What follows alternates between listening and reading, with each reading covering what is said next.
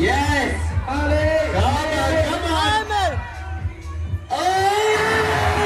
Bienvenue au Quiff.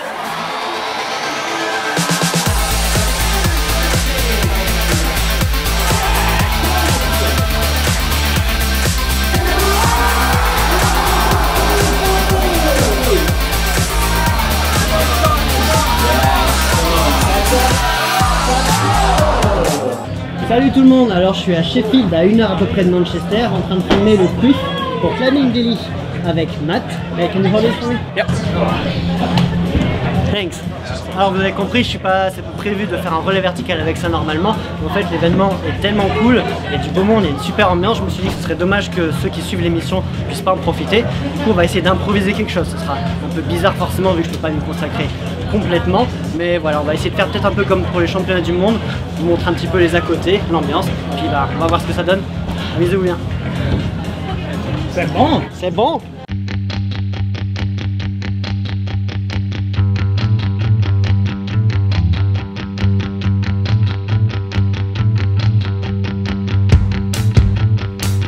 Le Quiff, c'est le premier rendez-vous international de l'année.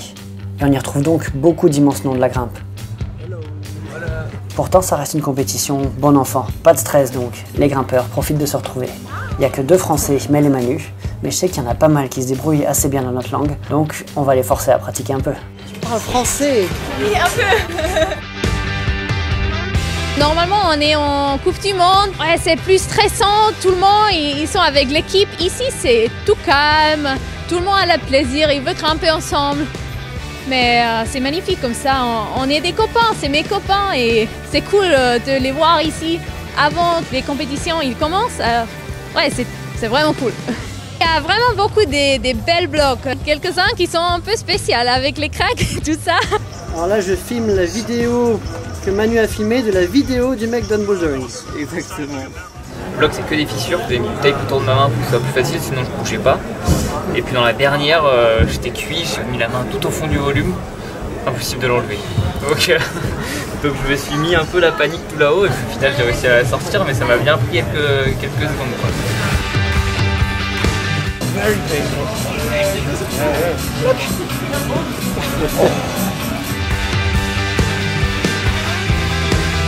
Il y a tellement de bons grimpeurs qui grimpent partout en même temps que c'est stressant, on ne sait pas qui filme.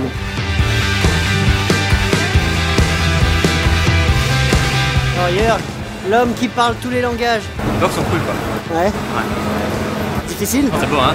Difficile ouais. Ouais, il y a quelques-uns le bloc un peu bourrine. Il y a sa route, hein, ça c'est la nouvelle prise. Oh, ça va être chaud. Il sera tranquille finalement puisqu'il n'est pas qualifié pour une demi-finale. C'est pour vous dire le niveau des participants cette année.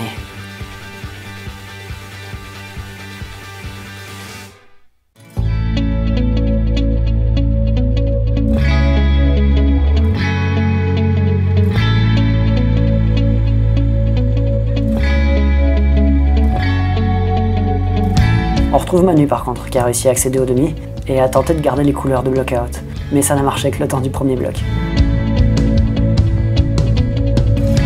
Le circuit homme est sur-difficile, tout en puissance.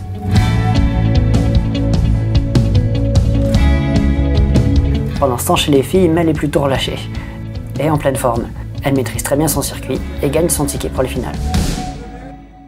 Alors le Quiff c'est quelque chose d'assez apprécié. Vous allez voir la preuve avec ce qui se cache derrière ça juste avant les finales.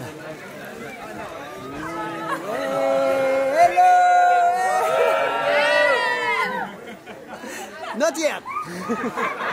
J'ai dû les décevoir un peu. Je pense qu'ils ont cru que je leur ouvrais.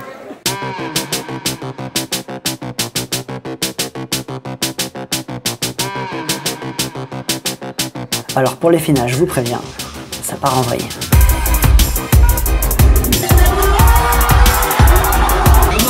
Le circuit masculin, encore une fois, est du niveau extraterrestre.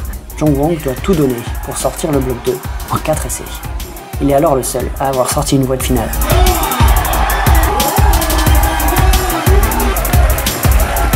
Mais les commentateurs se sont moqués du short et des jambes d'Alex Megos.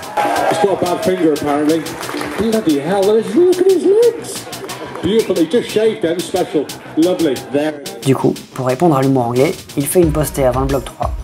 Bloc 3, qui est une dalle, ce qu'il déteste.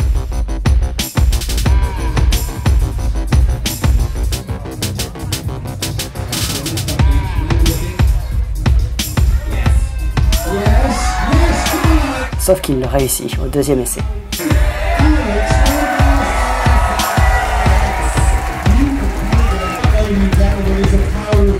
Résultat, à la grande surprise des commentateurs, l'Allemand en short hawaïen et avec un doigt blessé est premier à la fin du circuit, alors que le Coréen attaque le bloc 4, que personne n'a sorti.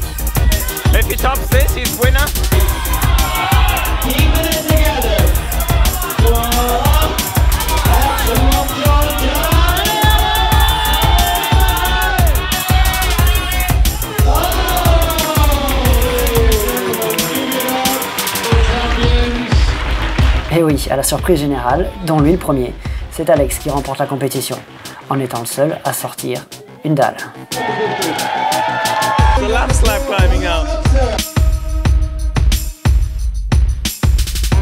Chez les filles, moins de suspense, mais plus de spectacle.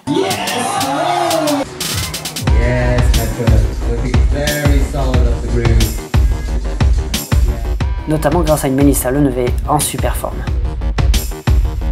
Elle réussit 3 blocs sur 4 à vue.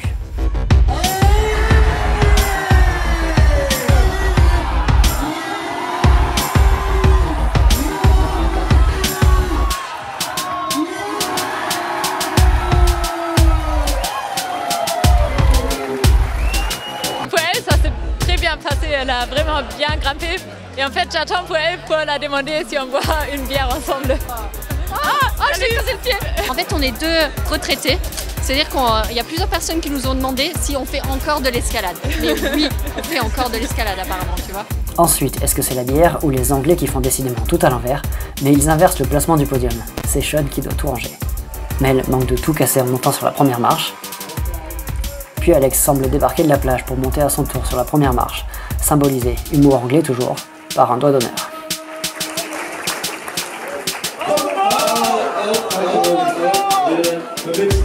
C'est n'importe quoi ce podium.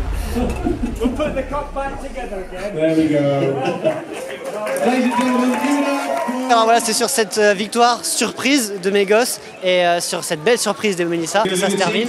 J'espère que ça vous a plu. Je suis même pas sûr encore que j'aurai de quoi faire un reportage. Mais bon, si vous voyez ça, c'est qu'a priori, il y avait assez. Et si vous avez regardé jusqu'à la fin, c'est que c'était intéressant. J'espère en tout cas. À bientôt. Si vous voulez voir la compète en entier, c'est sur Climbing Daily. Le lien est dans la description.